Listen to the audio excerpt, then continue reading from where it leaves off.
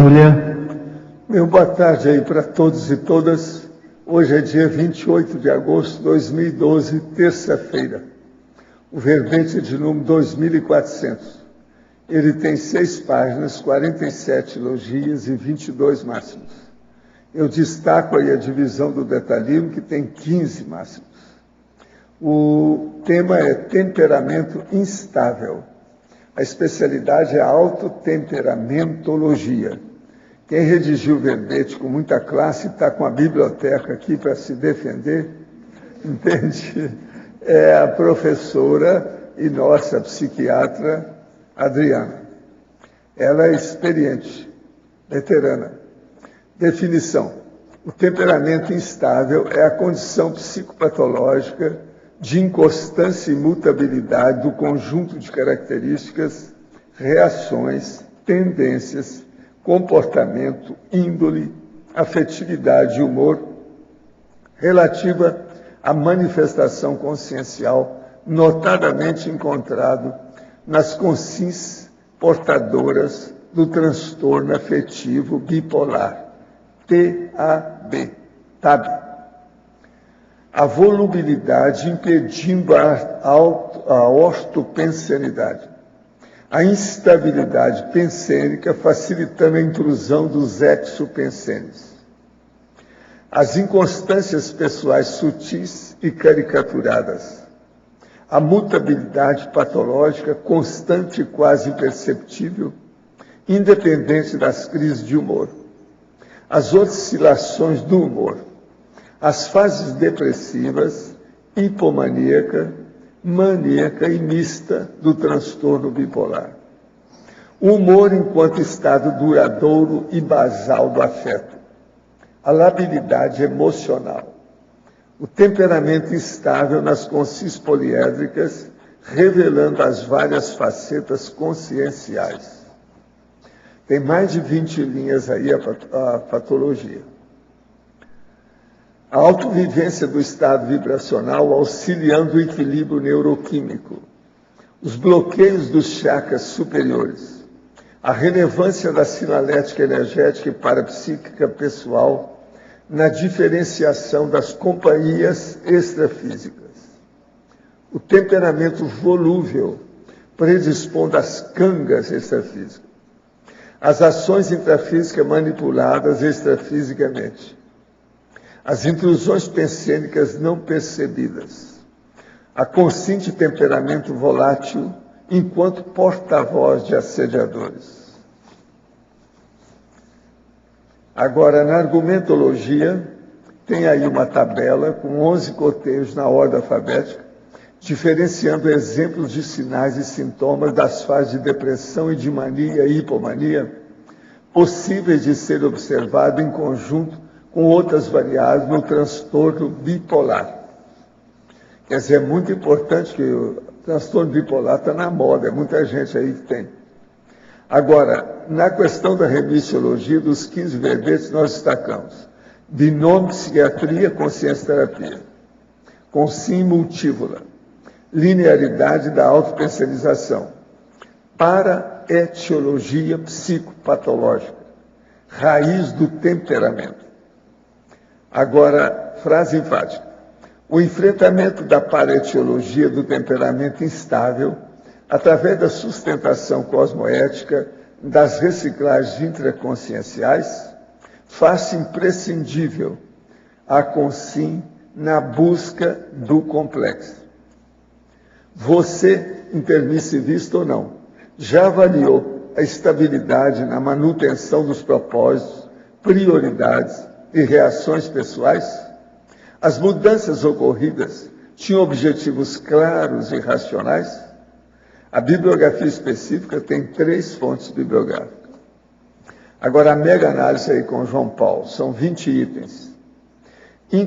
Inconstância, ciclo, monoideísmo, alteração, oscilação. Variabilidade, antirretilinearidade, mutabilidade, impulsividade e labilidade. Volatilidade, irritabilidade, personalidade, emocionalidade. autotemperamentologia, conscienciometrologia, neuroconscienciologia, parageneticologia, psicopatologia e perfilologia. Agora, o verbete aí do dicionário hoje é acomodaciologia. O argumento é de sexiológico. É só uma parte e meia. É fácil aí de entender. Agora, nós temos aí no questionamento. Professor, sou tenepsista há quase 2 anos e gostaria de ampliar minha tarefa de assistência criando uma OFIEX. Como devo agir para isso? O amparador me orientará no momento adequado? Moro em um apartamento com 2 dormitórios. O dormitório de hóspedes seria destinado ao FIEX. Nesse caso, posso receber hóspedes? Quais as restrições? Costumando viajar. No caso da TENEPS, não há impedimento da tarefa fora da base física? Me disponibilizo onde estou. E quanto ao FIEX, posso me afastar circunstancialmente? Escuta, você está por fora do processo. O FIEX não é nada disso, não precisa fazer quarto, nem arrumar nada, não. E outra coisa, quase sempre a pessoa só alcança o FIEX depois de 2 décadas de trabalho com a TENEPS. Ela é feita fora do corpo, é a pessoa projetada. Você vai ver isso, é muito difícil, não é fácil, não. Você está querendo arrumar um negócio como se fizesse uma clínica dentro de casa. Não tem nada disso, tira o cavalo da chuva que não é por aí. Agora, quando você viajar, você olha com o seu amparador para ver como é que você faz. Você pode fazer em qualquer lugar, desde que seja restrito o local, na hora que você for fazer, tudo bem. Agora, não deixa de fazer, não. Daqui 18 anos a gente vai ver como é que está a sua FIEX. Ela está com 2 anos, né? Daqui 18 são 20, quase sempre a pessoa vai alcançar. E aí você já sai do corpo, tem lucidez, sabe tudo. Agora, ó, para ver Beethoven. Fatologia, página 20, penúltima linha. Poderia falar mais sobre os apriorismos antievolutivos? Boa tarde a todos. Aqui na página 20, né, finalzinho da penúltima linha, né, os apriorismos antievolutivos. É interessante a gente começar a ver um pouquinho antes, que a gente vê ali na linha 20, os preconceitos retardando o tratamento e levando à manutenção da psicopatologia. Os apriorismos antievolutivos. Então, nós vemos que dentro do processo da bipolaridade ou do próprio temperamento instável, uma das questões que mais dificultam o processo do autotemperamento da pessoa e o autotratamento é a questão dela ter preconceito de assumir o diagnóstico e, a partir disso, procurar e tratar esse diagnóstico. Então, uma das questões que a gente vê são muitos mitos dentro do processo da psicopatologia. A pessoa, às vezes, ela considera aquela psicopatologia como se ela significasse aquela psicopatologia. E ela é mais do que isso. Então, a psicopatologia é uma parte dos problemas. Então, essa questão de ter ideias pré-concebidas e apriorismos que dificultam o processo da pessoa melhorar o temperamento dela e buscar o tratamento, isso é muito sério da gente estar falando aqui. Então, a questão dos preconceitos e as ideias erradas, as ideias antievolutivas que atrapalham a pessoa a procurar o processo dela da terapia.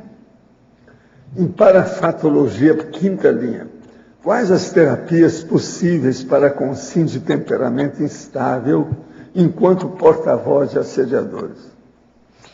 Uma das questões mais sérias da pessoa começar a pensar no conteúdo do que ela passa de informação é justamente o processo do autoconhecimento dela.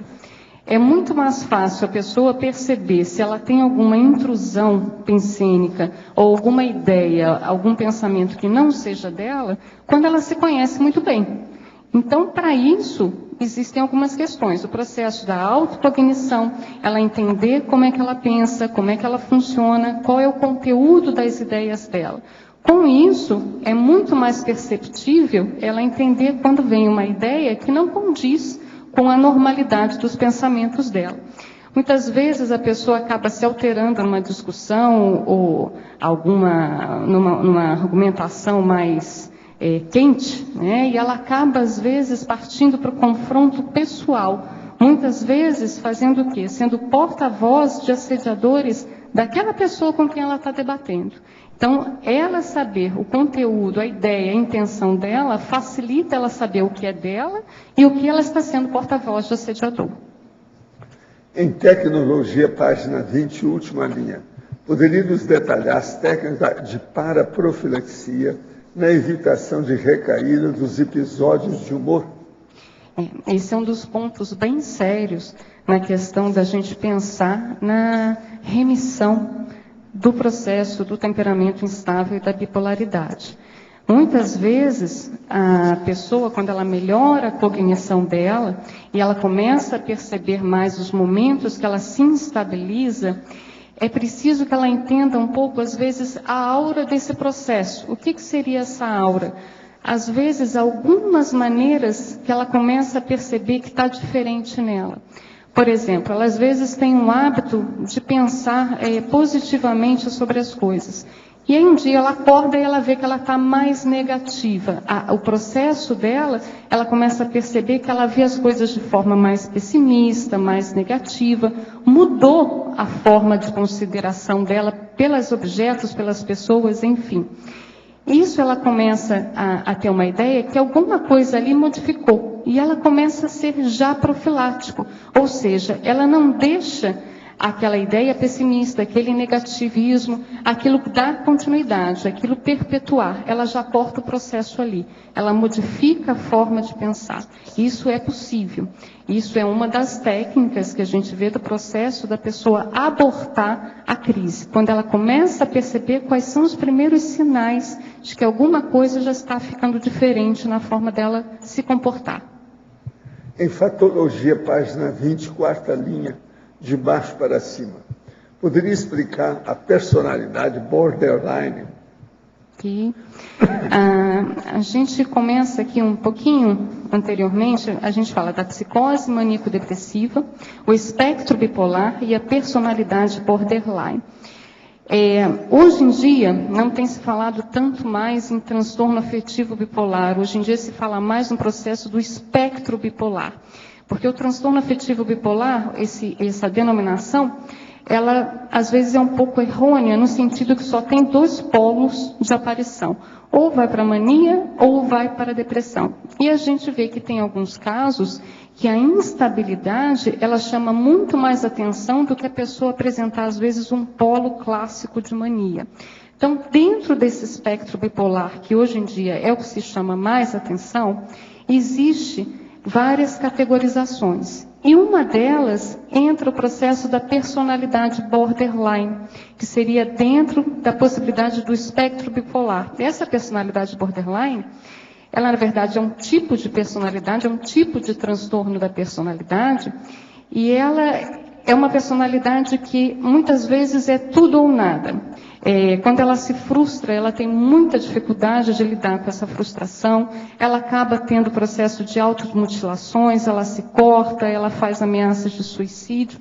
A gente brinca na psiquiatria que a personalidade borderline, quando ela chega para você, ela já passou por 5 psiquiatras e 10 psicólogos. E cada um deles, ela tem assim pendurada a cabeça dos psiquiatras e dos psicólogos na parede da sala dela.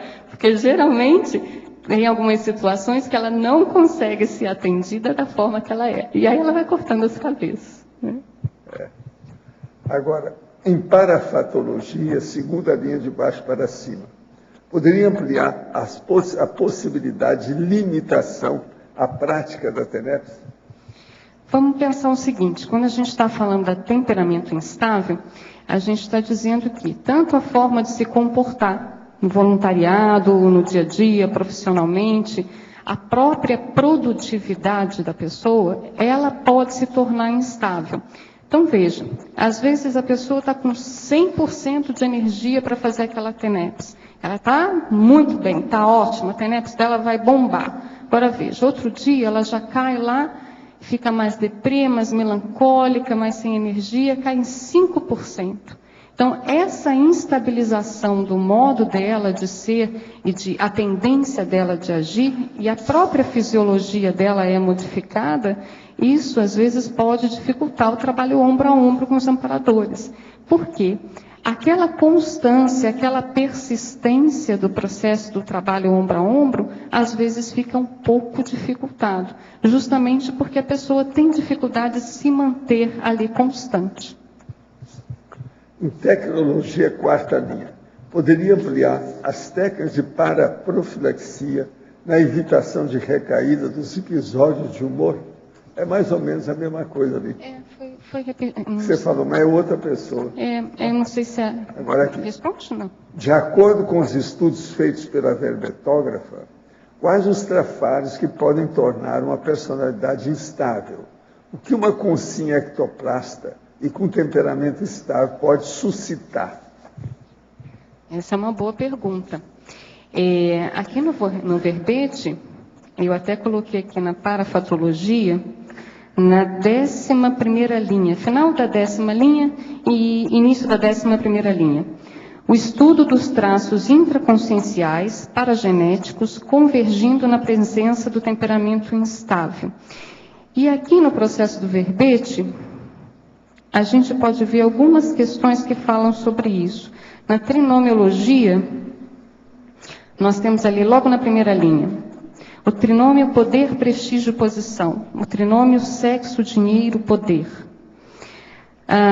O que a gente já pode pensar dessas características? Veja, obviamente, o temperamento instável é porque ele reflete uma série de características pessoais que a pessoa já vem trazendo no processo dela de psicossoma, mental soma, na bagagem paragenética dela, e isso, se ela não tomar cuidado, pode convergir num transtorno bipolar. Então, veja, alguns aspectos que a gente vê de característica, às vezes a questão de dificuldade para lidar melhor com o poder. Pessoas, às vezes, têm um processo de grandiosidade passada, e aí nessa vida o processo do poder é difícil para ela lidar bem cosmoeticamente. Então, você às vezes vê um processo de autocracia, de autoritarismo. Às vezes a pessoa tem uma dificuldade de... Quando as coisas não acontecem como ela quer, ela reage muito mal. Então, isso entra muito nesse trinômio, poder, prestígio, posição, e sexo, dinheiro e poder. Obviamente, tem outras características, e que a gente pode até ver aqui no processo da binomiologia. Na penúltima linha, eu coloco ali o binômio, períodos de hipercriatividade e personalidade artística. O processo da arte, o emocionalismo do processo da arte, e isso é uma questão que, às vezes, está muito ligada ao processo da instabilidade do temperamento. A emoção, o gostar da emoção, o processo do artista em si. Isso eu não estou dizendo que todo artista, tá certo? Tem temperamento estável, vamos deixar claro. Mas o processo do emocionalismo e da arte... E isso pode ser um traço que pode convergir nessa instabilidade do temperamento. Isso aqui é a revista Veja, que está nas bancas nessa semana. Eu vou ler para vocês duas notas. A primeira é no Sobe e Desce, que está aqui, que é o panorama, a conversa com Luiz Corrara. Desce, Igreja Universal. A Justiça de São Paulo condenou a igreja a pagar R$10 mil de indenização a um fiel agredido durante um ataque epilético por pastores que diziam que ele estava possuído pelo demônio. Isso é que precisa de psiquiatra, hein? Esses aí estão precisando. Valdo, lembra muito aquele filme que vale a pena ver, que é O Exorcismo de Emily Rose, né? Que é bem interessante, que é o processo da possessão epilepsia. Agora, os evangelhos estão tudo pirados. Agora aqui, veja essa. Aqui é o Zubir Mehta, que é aquele maestro de indiano que foi à apresentação no Brasil com a orquestra Del Maggio Musicale Fiorentino. O caso é o seguinte, ele falou o seguinte: sei que a Venezuela é um país amigo do Brasil, mas não sinto vontade de ir lá. Não se trata de uma questão de direita e esquerda, é que sou contra ditaduras. liquidou, né? Esse aí foi o máximo. Agora, gente, eu queria dizer a vocês que aqui está, apresento vocês, Maimônides, ou Maimônides, como eles gostam de chamar, que é o grande filósofo da filosofia medieval da Espanha e é considerado as maiores cabeças do pan-judaísmo. Outro nome que ele tem é Rambam. Rambam. Não é Rambo e nem Bambambam. Não, é Rambam. Tá certo? É o nome dele. Ele é muito falado e tem também o processo dele sobre os 13 princípios do judaísmo. Ele publicou. Agora, aqui do lado é a Helen Adams Keller, que é fora de série, que ela ficou cega e surda muito novinha, devido à escarlatina. E depois ela se graduou até e foi bacharel em filosofia, para vocês terem uma ideia. No Brasil, ela recebeu a Ordem do Cruzeiro do Sul. Entende? Agora, dos muitos livros que ela tem uns 9 livros mais sérios. Um deles chama Lutando contra as Trevas. Ela não enxergava nada. Agora, é um caso para a pessoa ver. Ela é um exemplo muito sério de personalidade forte. E uma coisa séria, uma mulher, né? De modo que vale a pena a gente ver um negócio sério isso aí, nós estudarmos. Afinal de contas, hoje é temperamento instável. Está de acordo para ver, né? Como é que ela quer? Ela era estável. Agora aqui, como identificar quando o temperamento estável é decorrente da labilidade parapsíquica ou da bipolaridade? Dá para você. É uma ótima pergunta também, né? Bem em cima. A gente até colocou aqui no sinergismo patológico, né? Na sinergismologia, página 20, tem o sinergismo patológico, temperamento instável e labilidade parapsíquica. Aí a gente volta um pouquinho naquele processo do autoconhecimento. É interessante que ontem eu estava até conversando com um amigo, ele é consciência terapeuta também, e aí ele estava conversando comigo assim, pois é, Adriana, hoje eu estava um pouco mais triste, eu achei que eu estava deprimido.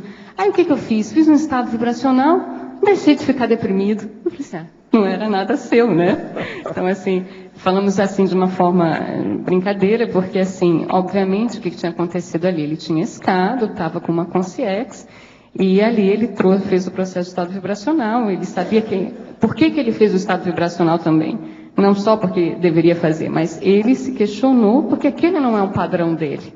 Então, vamos lá. Então, vamos ver o que é que está acontecendo. Não é um padrão eu ficar deprimido, não é um padrão eu ter uma tristeza assim. Ele observou o estado vibracional, viu que ele de fato estava escado, né? Então, isso, obviamente, ali ficou claro o processo da labilidade parapsíquica. Você veja também, às vezes você entra num determinado ambiente, você assimila, às vezes, com as energias patológicas daquele ambiente, você trabalhando o seu processo com as energias, aquilo ali não acontecendo mais, você não tendo mais aquelas sensações, obviamente o processo não é seu, é da labilidade parapsíquica. Mas não quer dizer que a pessoa não possa ter um temperamento bipolar e também ter uma labilidade parapsíquica. Que muitas vezes o próprio temperamento bipolar pode potencializar o processo da labilidade parapsíquica. Professor, a TARES é somente quando o assunto é conscienciologia? Pode comentar? Não, está por fora. TARES significa tarefa do esclarecimento. É todo tipo de esclarecimento em qualquer linha de conhecimento. Agora, quem bate mais por isso, devido ao processo de discernimento, somos nós mesmos, que é para mexer dentro da história. Mas não é só a conscienciologia, é qualquer linha de cognição e de pesquisa. Professor, minha família tem o processo da bebida muito intenso. Tive uma discussão com meu pai a respeito disso e ele ficou agressivo. Tento trabalhar com as energias quando estou próximo, embora perceba que minhas energias congelam. Nessa situação, o mais sensato para assistência é continuar morando com ele ou deixá-lo morando sozinho. Não, se você puder, insista com ele, faz uma forcinha. Agora, uma coisa boa é internar o papai. Conversa com ele sobre isso, vê se ele topa. Em questionologia, a verbetógrafa pergunta sobre objetivos claros e racionais. Qual é a definição de racionalidade e os critérios de veracidade que utilizou como referência? Veja, uma das questões sérias da gente pensar nas nossas mudanças e o que a gente modifica de ações, de comportamentos ou até de planejamentos, é se isso de fato tem uma relação que seja interessante do ponto de vista evolutivo. Isso é interessante do ponto de vista evolutivo, isso foi feito com autodiscernimento, eu de fato ponderei o que é o melhor e o que é pior naquele momento, eu estava com o meu juízo crítico preservado para eu fazer a melhor ponderação, se aquele fato que tem acontecido e que eu revejo, né, o ocorrido, isso modifica os meus planejamentos, isso de fato condiz com o melhor, ou eu estou fazendo isso pelo meu processo emocional, ou eu estou fazendo isso por algum capricho meu. Então, esse é um ponto muito sério da gente se questionar. Quando eu coloquei aqui, na primeira questão, né, você, intermissivista ou não, já avaliou a estabilidade na manutenção dos propósitos, prioridades e reações pessoais? É óbvio que na nossa vida a gente já fez modificações de propósitos, prioridades e reações. Por quê? Muitas vezes a gente atualiza nossos valores, nós atualizamos nossos princípios, mas isso tem que ter uma base racional, tem que ter um porquê evolutivo, tem que ter um porquê cosmoético. Então, daí a segunda pergunta. As mudanças ocorridas tinham objetivos claros e racionais? Ou elas foram instintivas, emocionais, caprichosas? Então, isso é um ponto para a gente ver.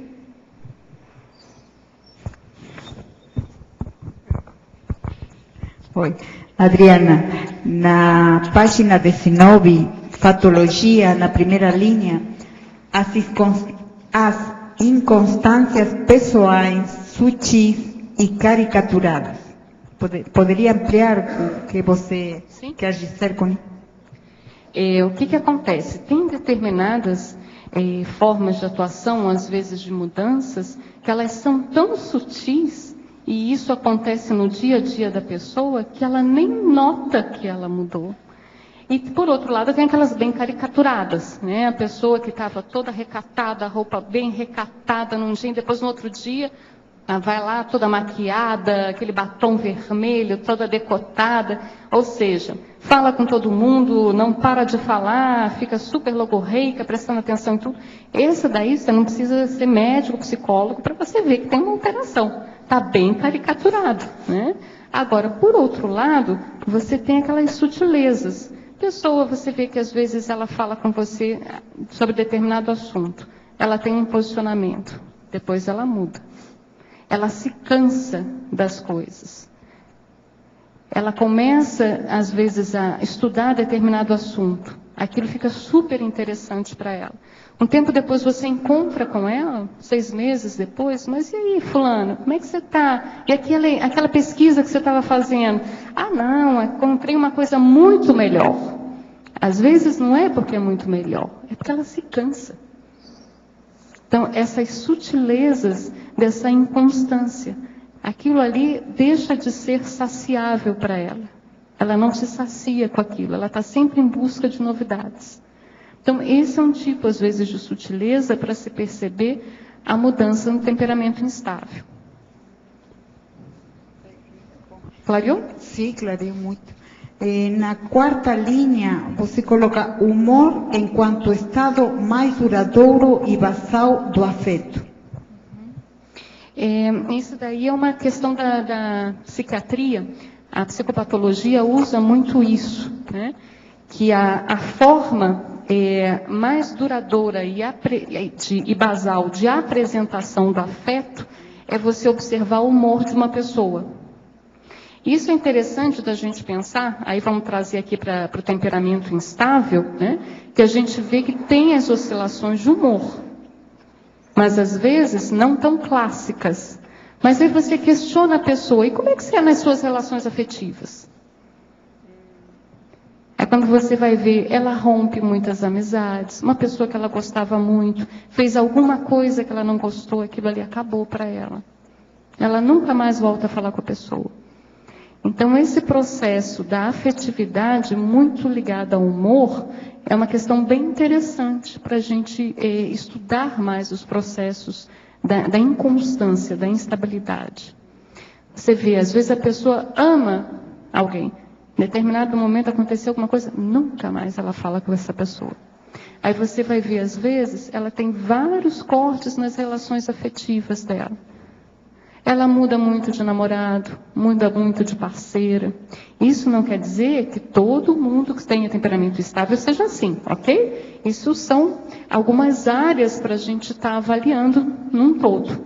Então, às vezes o processo da afetividade, você vê que às vezes ela está comprometida ali. E é uma questão séria da gente pensar, uma vez que a gente está aqui dentro do processo de maturidade do psicossoma. Então, todos nós temos que estar mais atentos a esse processo da afetividade. Muito obrigada.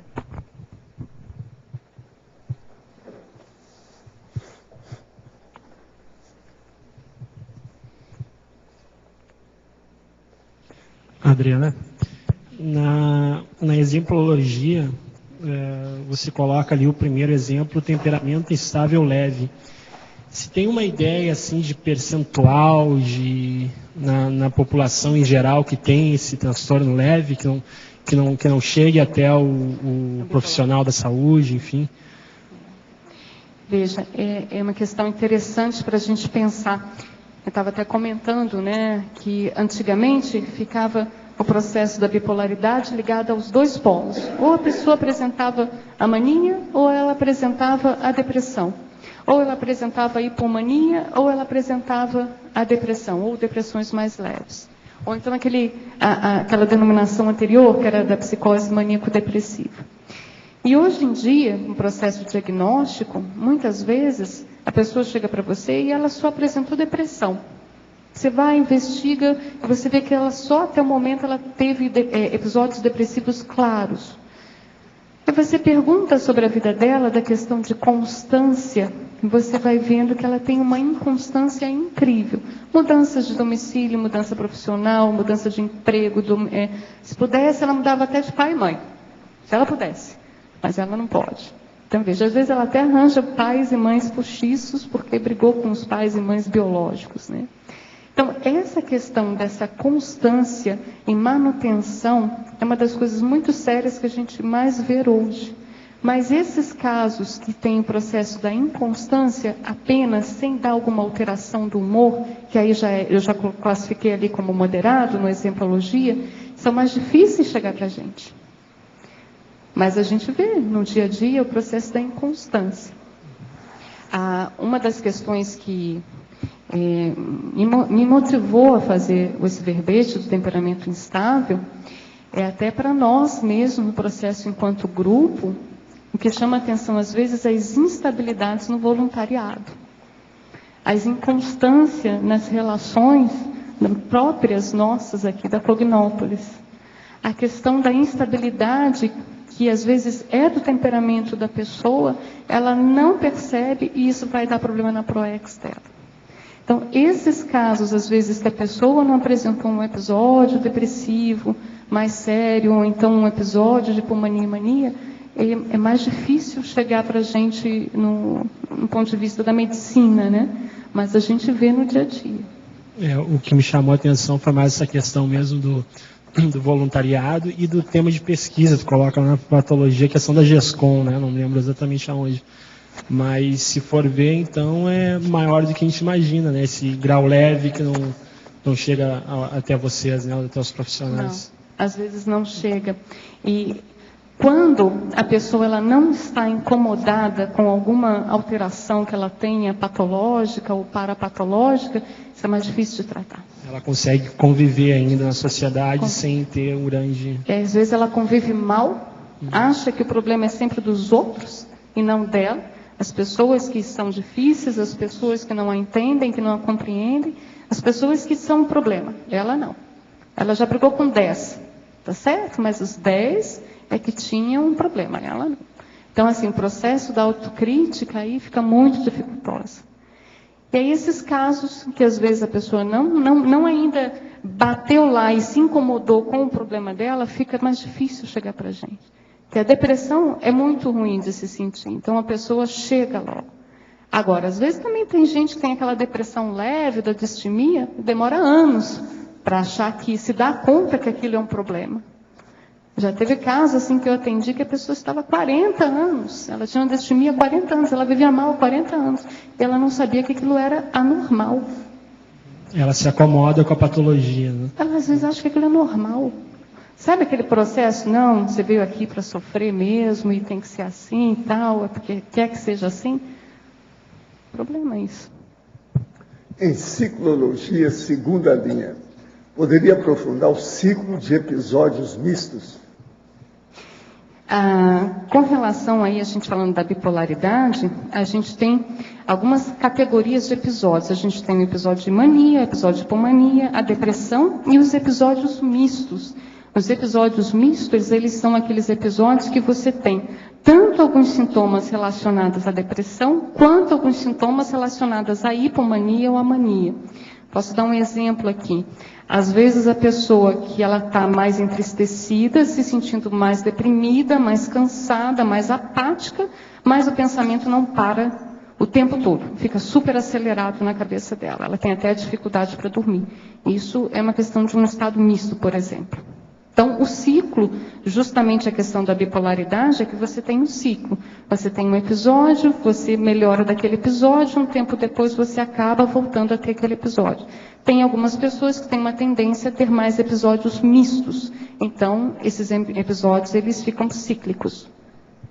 Em trinomiologia, quarta linha, favor comentar. O trinômio semiótico, vestimenta, maquilagem, cor de esmalte, a ser observado na apresentação feminina. Esse trinômio que a gente vê do ponto de vista de semiologia, que você vê o que seria semiologia? Você avaliar o gestual, a forma como a pessoa se apresenta, o ponto de vista somático daquela pessoa. Muitas vezes você nem toca nela, você só de observar, você já vê que ele tem um problema. Com relação às mulheres, chama atenção às vezes esse processo da roupa que ela veste, o tipo de carregamento que ela põe na maquiagem e a cor do esmalte. Vou dar um exemplo. Às vezes uma pessoa, num quadro de hipomania ou mania, você vai ver que ela vai usar, uma mulher, vai usar roupas mais decotadas, salientando mais o para-choque na frente, né? Se puder, salienta também, mostra mais o para-choque traseiro, né? Põe uma calça jeans bem apertada, os para-choques, né? O airbag. Então, e aí faz questão de realçar bem o airbag, e hoje em dia tem várias formas para isso, né? O problema é quando resolve colocar o silicone na mania, aí danou. Agora tem as unhas também, né? Então a maquiagem fica mais realçada, põe bastante sombra. Hoje estão com bichinho nas unhas, etc. O comum, às vezes, é aquelas cores mais, o vermelho, né, o vinho. Bem agressivo. Bem nas mãos e pés, né? Agora, isso. Mão de vampira. Mão de vampira. Mas não quer dizer que todo mundo que vai usar o esmalte vermelho, deixar claro isso, esteja numa fase de hipomania ou mania, ok? Qual a origem do transtorno de borderline? Isso se deve à genética ou há problemas na infância? Olha, o processo do transtorno da personalidade, ele tem muito mais relação com o processo da paragenética. A gente está falando aí da personalidade, a gente está falando aí da questão da intraconsciencialidade. Se a gente for pensar apenas do que a visão da psiquiatria, a visão da psiquiatria ela é sempre biopsicossocial. O que seria? Bio, um processo da genética, psicológico, social, a parte dos causadores externos, fatores externos do ambiente em que ela convive. Agora veja, a gente aqui está falando no processo dentro da conscienciologia. Então tem muito mais uma relação causal com o processo de paragenética, personalidade, os mecanismos intraconscienciais da própria pessoa. A verbetógrafa. Tenho muita dificuldade em ter disciplina e criar uma rotina diária. Sou meio tudo ou nada. Porém, nunca fui diagnosticada com transtorno bipolar e não tem grandes flutuações de humor. O que poderia estar por trás dessa dificuldade em criar uma rotina de fazer coisas repetidamente, diariamente? Seria importante, interessante, né? Você se questionar, às vezes, o que é que faz com que você tenha essa dificuldade para sustentar e ter a manutenção de uma rotina. Vou colocar, assim, às vezes, alguns exemplos aqui. A pessoa resolve mudar de rotina e naquele momento que ela começa a ter a aplicação das novas mudanças, ela não tem experiência com aquilo. Então é mais difícil sustentar, isso demora um pouco mais, isso ela tem que fazer um esforço maior para sustentar alguma coisa que vai ser nova. Uma outra questão, às vezes a pessoa é muito desorganizada, tem uma desorganização que é mais difícil ela manter uma rotina e os hábitos dela. Agora, tem que ver aí no seu caso, né, minha sugestão para você, é o que faz com que você tenha dificuldade de ter uma manutenção. É a busca pelo novo, se cansa do que faz, é desorganizada, ou é uma mudança que você está fazendo que aí você ainda está inexperiente? Vale a pena você olhar com calma, dissecar bem aí essas questões. Às vezes, se você pode precisar aí de alguma ajuda, vale a pena vir aqui, que tenha com Sincobaia, da Conscius, tenha consciencioterapia na OIC. Se você achar que ficou difícil, você, por si só, você tem esse entendimento, vem aqui e a gente procura ajudar.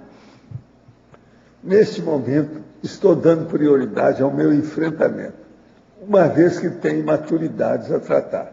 Uma delas é a minha falta de autoestima. Ofendo-me facilmente com certas coisas que me dizem. Comecei a notar que depois das 22 horas, fico com um temperamento instável, sem paciência, com os filhos, e sinto que necessito silêncio. Isso pode ser assédio? Como podemos fazer a distinção entre assédio e uma necessidade de estar sozinha? Você colocou uma coisa anteriormente, antes de finalizar, que era justamente quando você fica ofendido, né, e fala da sua baixa autoestima. Tem que ver se é baixa autoestima ou se é orgulho, né? Porque às vezes a pessoa se sente tão ofendida que isso tem a ver com o processo dela de orgulho. Agora, outra questão que você colocou no final do dia, que você fica mais impaciente, mais irritado. Tem que ver como é que está a sua carga horária de sono. Seu trabalho, como é que é? Você gosta do que você faz? Trabalha 12 horas por dia, sem descanso? Chega em casa, você só quer saber de relaxar, tomar seu banho, comer e dormir, e você tem aí os filhos que você tem que dar atenção? Tem que ver, tem que ponderar. Ela mora em Portugal. É de Portugal? Então, tem que ponderar como é que é a sua rotina. Muitas vezes o processo da impaciência, irritabilidade, pode ser hormonal. Pode ser fisiológico, pelo processo do sono, do cansaço, alimentação. Tem que ver. Às vezes está com fome. Tem gente que fica brava porque está com fome. Às vezes 10 horas da noite, não jantou, está morrendo de fome. Tem que ver. Faz uma investigação pessoal para ver direitinho se é processo somático ou é processo emocional. Aí você começa a pensar também se é assédio externo ou é autoassédio. Adriana, aqui na página 20...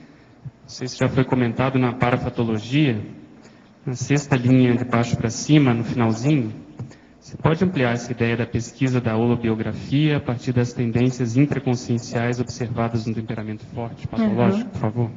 Então, seguindo ali, o próximo também tem um pouco de relação com isso, tá, Pedro? Que é o estudo dos traços intraconscienciais paragenéticos convergindo na presença do temperamento instável, né? A gente está falando da holobiografia e falando aí dos traços da paragenética também. O que a gente vê às vezes? Às vezes a pessoa, ela é muito orgulhosa.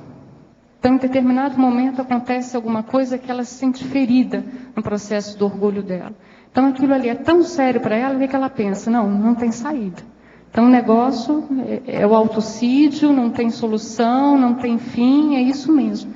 Então, da gente questionar, como é que fica isso dentro do processo dela de holobiografia? Essa forma dela funcionar, aonde que está a raiz disso? É algum trauma passado? Há quanto tempo ela vem agindo dessa forma? Por outro lado, a gente vê, às vezes, dentro de um processo de autocracia. Tem muita gente, às vezes, dentro do processo da megalomania, do processo da bipolaridade também, que tem uma autocracia violenta. Mas você vai ver dentro do processo de holobiografia dela, o quanto não mandou, em quantas pessoas, em galinha, em cachorro, como é que é esse processo da holobiografia dela, né? Então, é um ponto aí da gente pensar. O temperamento instável, assim como qualquer forma de temperamento, ele não vem do nada, né? Então, tem todo um processo aí de, às vezes, paragenética, própria holobiografia, o que a pessoa fez, né? É muito difícil considerar só o fator genético, né? Quando tem um processo desse, em geral, tem uma raiz paragenética por trás, né? A gente parte desse princípio, né? Porque a gente está falando de temperamento, né? Aqui no Polinomiologia, não sei se você chegou a ver. Eu vi um dos últimos aí que você colocou. O último polinômio? É, eu vi um grande, né? Tá grandão aí. Tá grandão, mega polinômio, né? Eu entendo... Oi? Multipolinômio. Eu entendo que... No meu entendimento, esse polinômio acaba sendo assim, uma das coisas bem sérias para a gente pensar na etiologia ou na paretiologia dos transtornos de uma forma geral, e aqui falando da bipolaridade, que entra o quê? É só para a gente ver o polinômio inteiro. É holobiografia, paragenética, temperamento, parafisiopatologia, gestação, genética, micro-organismos patogênicos, imunidade e fisiopatologia. Então, vai desde a questão holobiográfica, influindo na paragenética, no temperamento, o que esse temperamento mexe do ponto de vista de interação holossomática, de como é que vai alterar o processo de psicossoma, o que isso mexe na parafisiopatologia do psicossoma. Daí a gente passando o quê? Aí vamos para a parte intrafísica, a gestação, que a gente sabe que pode ter problemas na gestação, a genética. É muito comum, às vezes, a bipolaridade, o transtorno do humor, mais de uma pessoa da família. Mas, é interessante, na psiquiatria, não existe nada 100% de patologia psiquiátrica em gêmeos monozigóticos.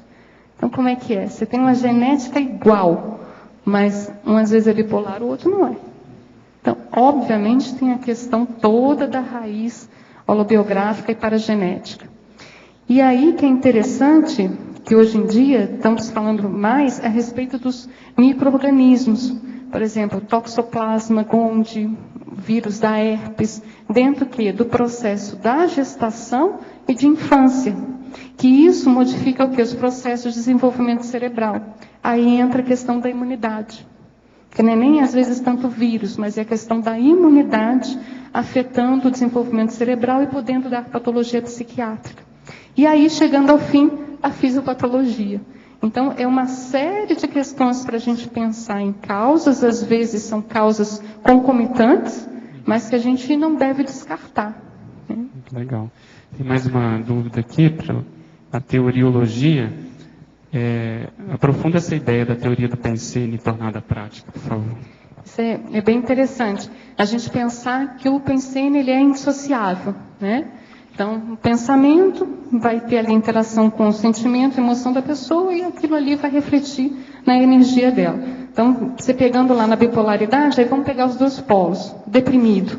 A ideia pensênica dele, ele entra no processo de autovitimização, entra no processo ali do sofrimento, fica com aquela ideia fixa, obviamente aquilo mexendo psicossomaticamente com ele, você vai ver, ele vai começar a ter uns bloqueios. E ali o que acontece? A energia toda murcha, fica para baixo. E você vê todos os bloqueios ali em cardiochakra, laringochakra, obviamente os chakras superiores. Por outro lado, aí depois a gente pensa na mania. A pessoa fica super mega, ela pode tudo, ela sabe tudo. Aquilo ali, às vezes, quando contrariada dentro do pensamento dela, psicossomaticamente, ela pode ficar irritada, agressiva. E ali é interessante que essa energia, é claro, a pessoa fica cheia de energia, expande, mas você vai ver a energia está toda desorganizada, né? Então, ali a gente vê, claro, a diferença da mania, da depressão, dentro do processo do Pensene.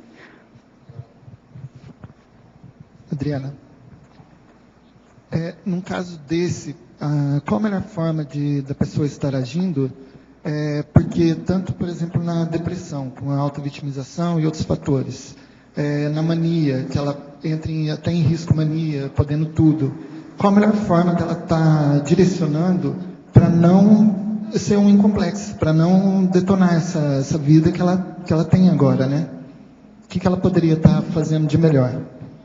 Eu acho que antes até do processo de incomplexo, por qualquer instabilidade, aí ela não se mantém em determinada atividade, tem um processo dela colocar em risco a própria vida. Sim, claro. Isso é uma das coisas mais sérias.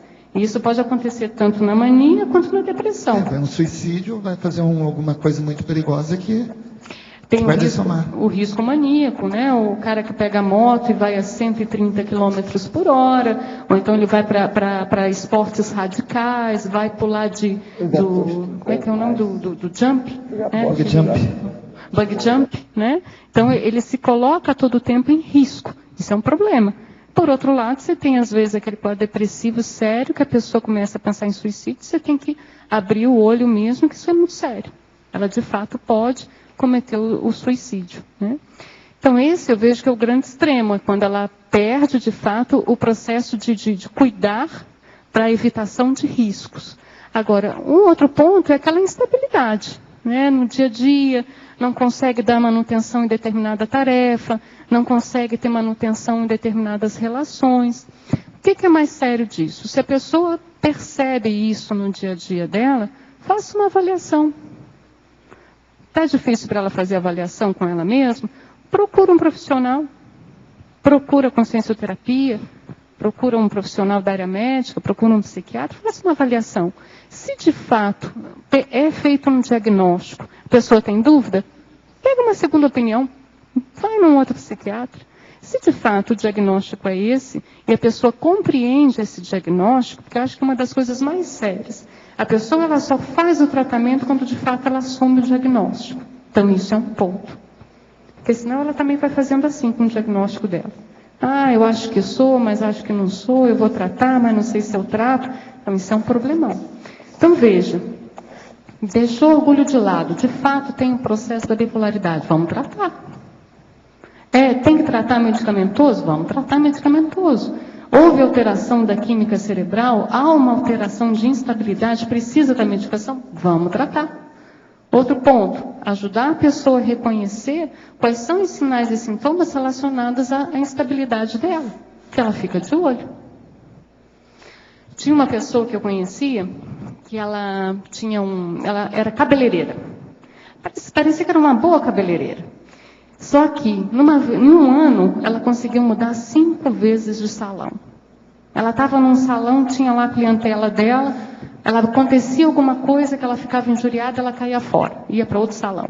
Aí ia para outro salão, brigava com a manicure, acontecia alguma coisa, pegavam algum material dela de trabalho, não, também não fico mais. Ela chegou para mim e falou assim, doutora, eu não aguento, é sempre assim. Eu falei assim, então vamos fazer o seguinte, por um ano, você vai escolher um salão. Você vai ficar 1 ano nesse salão. Com 6 meses, o marido também não ajuda, né? Resolveu dar um salão para ela. Mas ela ficou firme. Ela falou assim, não, eu não vou deixar ele me dar o salão. A doutora falou para eu ficar 1 ano no salão. Ela ficou 1 ano. Começa a pegar pequenas coisas, né? Quem tem o processo da instabilidade, e firma. Isso aqui vai ser por 1 ano. 1 ano eu não vou fazer outra coisa, a não ser que seja isso. No caso, com a medicação, que seria o ponto forte para estar podendo a pessoa levar uma vida normal, entre aspas. Há casos... Não, veja, olha só. A gente tem que pensar o seguinte.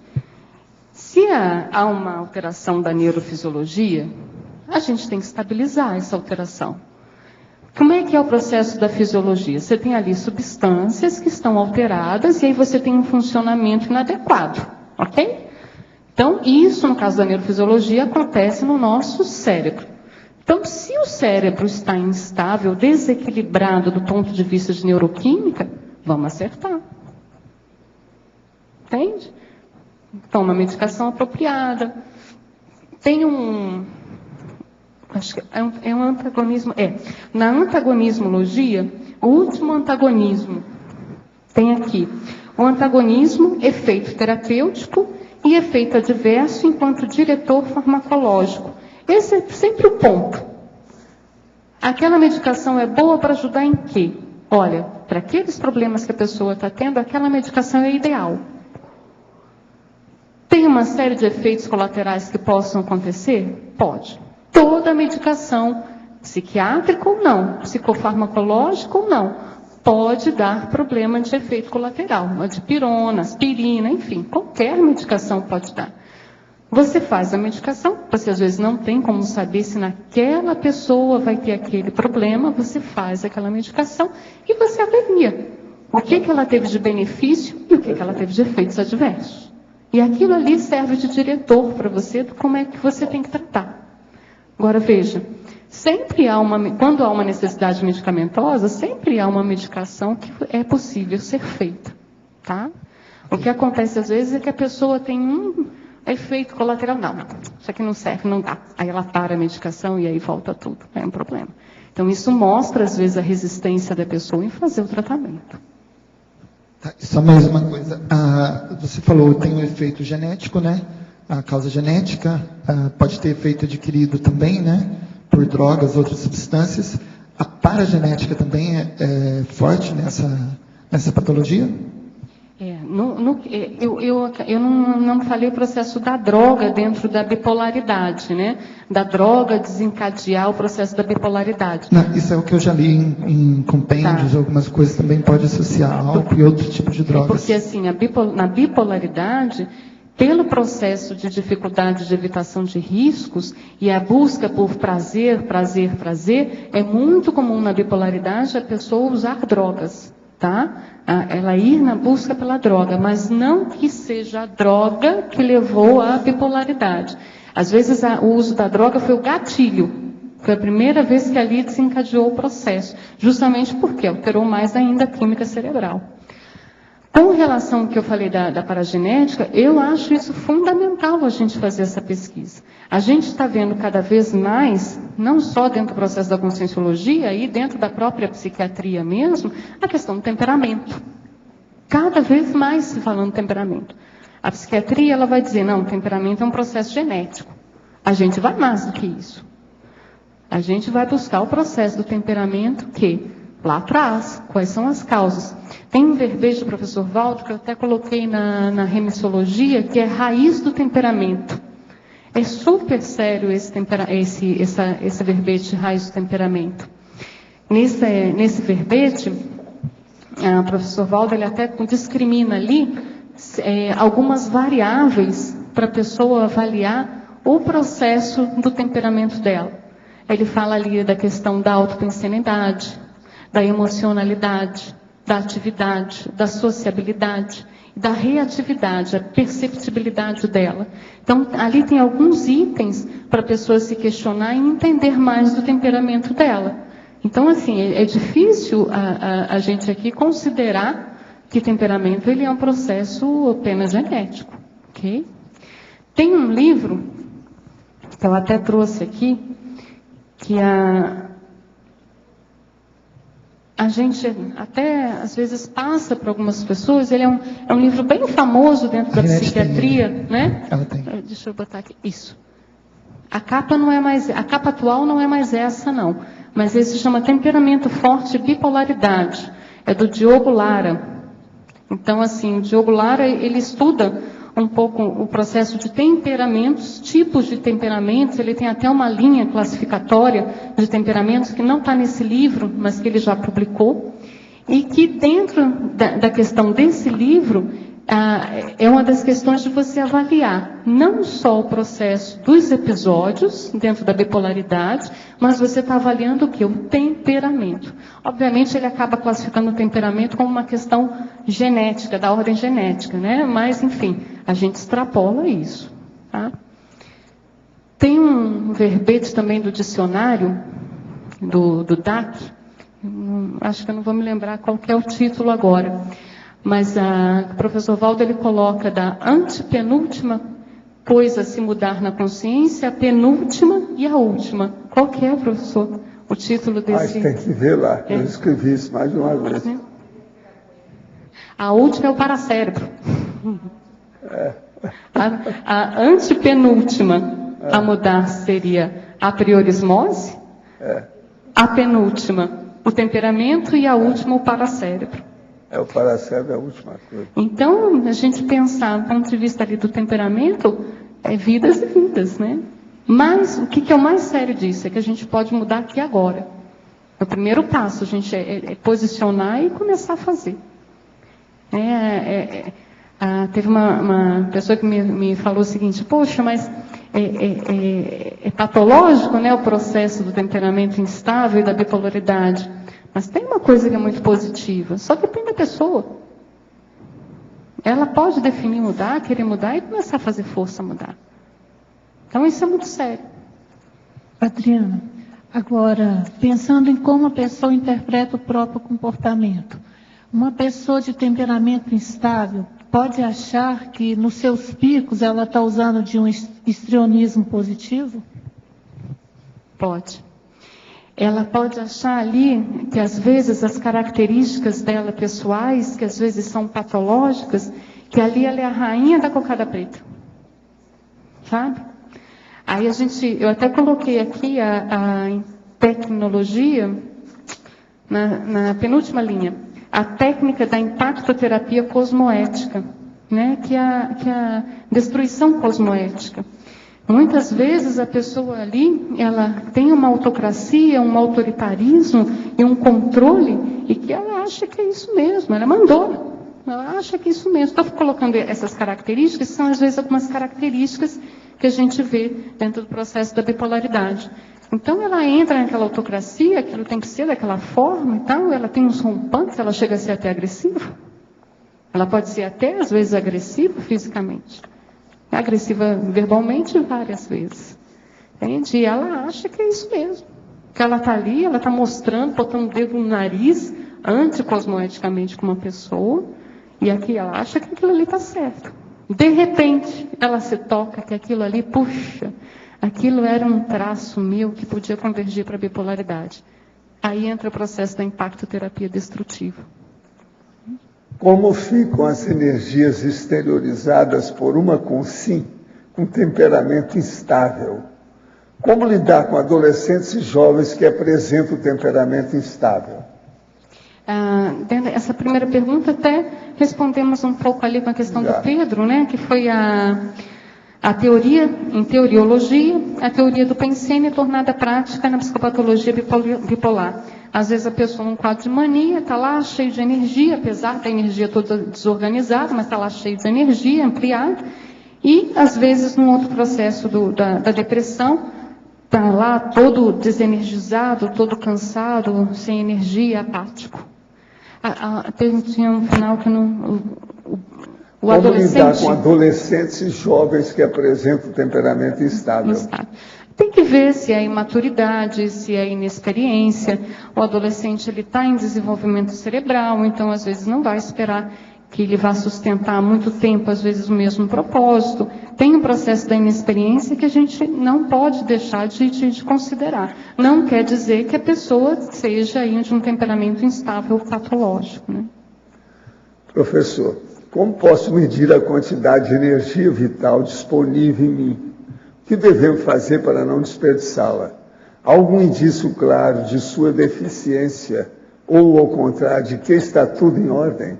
Há sempre indício, mas a pessoa ela tem que estudar como é que faz o estado vibracional, como é que faz assimilação e desassimilação. Para isso é que nós temos o curso. No Recife, às vezes, o Instituto também dá curso. Precisa saber quando é que tem, para ver as dinâmicas de parapsiquismo e o processo de energia.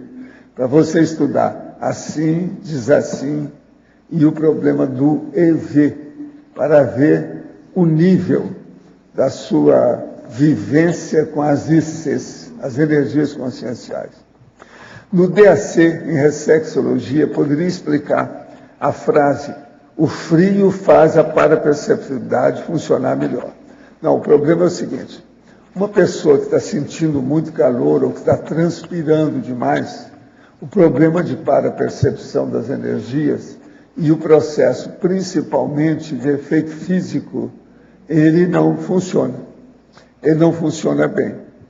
a fisiologia aí atrapalha a parafisiologia que envolve os parafenômenos. Agora, por exemplo, se abaixa uma temperatura, aí, por exemplo, a 18 graus, a pessoa fica mais predisposta a mexer com a ectoplasmia e com os efeitos físicos. É isso que a pessoa tem que pensar. Por exemplo, com muito calor, até o sexo fica alterado.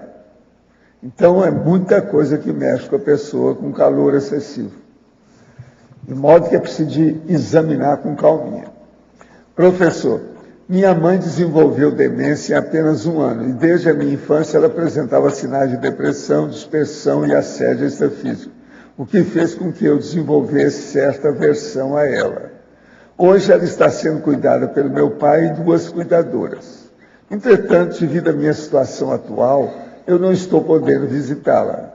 Gostaria de saber se há algo que eu posso fazer para ajudá-la, sendo que não tem parapsiquismo desenvolvido, e temo que o que pode acontecer com ela ao dessomar. Poderia me orientar? Não, você deve pensar positivo e exteriorizar a energia na direção dela, pensando nela. Isso aí vai ajudá-la. E vamos confiar nas coisas para ver o que dá. Ela deve estar, do jeito que você está falando, com mal de Alzheimer.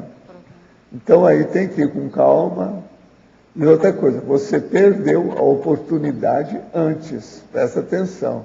Se você tem remorso e arrependimento agora, procure ajudar aquilo que você puder.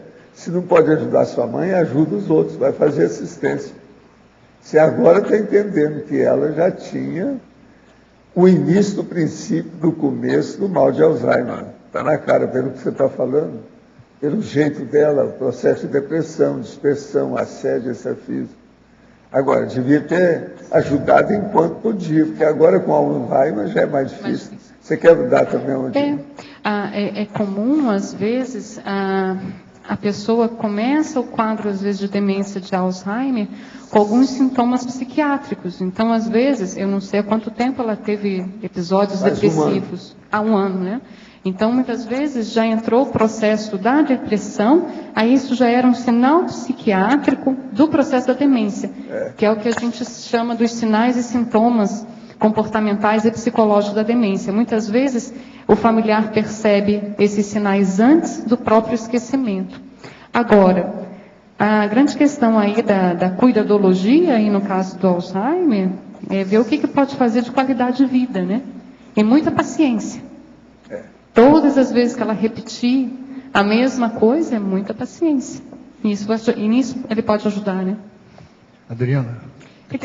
Deixa eu só voltar uma questãozinha assim, aqui que eu estava falando com o nosso amigo ali, que é o verbete do DAC, o João Paulo achou aqui para a gente, é autotemperamentologia. Tá? Essa questão que eu tinha comentado da priorismose, que o professor Valdo, ele está em enunciado na holoressexologia. O professor Valdo ele coloca: a antepenúltima realidade a mudar na consciência é a priorismose. A penúltima realidade a mudar na consciência é o autotemperamento, e a última realidade a mudar na consciência é o autoparacérebro. Vale a pena dar uma olhada, que aí tem até um outro momento que ele coloca ali: gargalo e temperamento andam juntos. A pessoa às vezes consegue passar aquele gargalo, ela consegue fazer as reciclagens do temperamento. Né? Adriana, aqui no 20, seguindo a linha do Pedro, né, aquela pesquisa da holobiografia, tem 2 casos que eu conheço, 2 pessoas. Uma que teve convulsão quando era criança, você estava falando essa questão de ter tido algum processo, né, do cérebro e tal, mental. Uma teve problema quando era criança, convulsão. Então, ela tem uma retração. Ela tem um temperamento estável, mas ela passa a maior parte do tempo retraída. De repente, ela... E também tem um outro caso da pessoa que teve meningite. Os 2 casos entram nessa situação porque tem a ver situações com o cérebro, né? É comum, às vezes, até nos processos assim, de desencadeamento de crises epiléticas, alterações de humor. É muito comum, às vezes, na epilepsia, 5, 10 anos depois do desenvolvimento da epilepsia, você vê que tem alterações de humor. Agora, dentro casos aí da meningite que você comentou e o anterior do trauma, né? Essa foi na adolescência, meningite. Tem que ver qual que foi a sequela desse trauma. Porque, veja, cérebro ainda é o órgão mais difícil da gente conseguir estudar dentro do processo do que a gente tem hoje em dia, né? Talvez com a nanotecnologia, os estudos cada vez maiores aí de neuroimagem funcional, isso possa estar dando para a gente mais credibilidade da gente saber como é que é esse funcionamento. Porque, veja, você tem bilhões de neurônios, você tem bilhões, trilhões de sinapses, né, que são os mais sérios. O que um trauma pode levar nessa funcionalidade dessa sinapse? Então, isso tem que ser investigado e a gente não tem hoje em dia resposta da neurociência. A não ser quando já é uma lesão que você vê em ressonância magnética, que obviamente vai afetar ali o processo da neurofuncionalidade, né? Agora, existem determinadas lesões orgânicas cerebrais que elas dão alterações de humor, mas que não necessariamente é uma bipolaridade. Tá? Às vezes a pessoa fica mais irritadiça, mais agressiva, mais temperamental, tá certo? Mas não necessariamente é um temperamento instável. Agora, tem que ver se a pessoa às vezes não consegue dar conta de manutenção e sustentação, porque a cognição está falha, né? Nos dois casos, você disse? E aí existe uma tendência, eu não estou dizendo geral, mas existe uma tendência de procurar o médico, o neurologista, né? E quebrar um pouco esse paradigma, quem procura psiquiatra está louco, está doido, né? Essa questão existe, muita gente, né? Fulano está tratando com psiquiatra. Há um tempo atrás, por exemplo, uns 20 anos atrás, eu levei meus filhos num psicólogo. O pessoal já falava, por que? Seus filhos têm problema? Isso há 20 anos atrás. Esse paradigma do psicólogo se melhorou bem agora, é uma coisa mais corriqueira. Mas o psiquiatra, a gente ainda sente que tem essa questão. Fulano está indo ao psiquiatra. Já fica aquela coisa de dizer que está com um problema, está endoidando, alguma coisa. Não tem nada a ver, você está falando um negócio interessante. Você vai ver uma questão que pode ter desencadeado uma postura, uma situação de hoje, que pode ser consertada às vezes com um medicamento, com uma mudança de atitude, da casa daquela moça que você falou lá, do salão. Não tem nada a ver com a situação mais grave ou mais patológica, né? É interessante a gente ver assim, o processo do preconceito. E, de fato, eu concordo com você.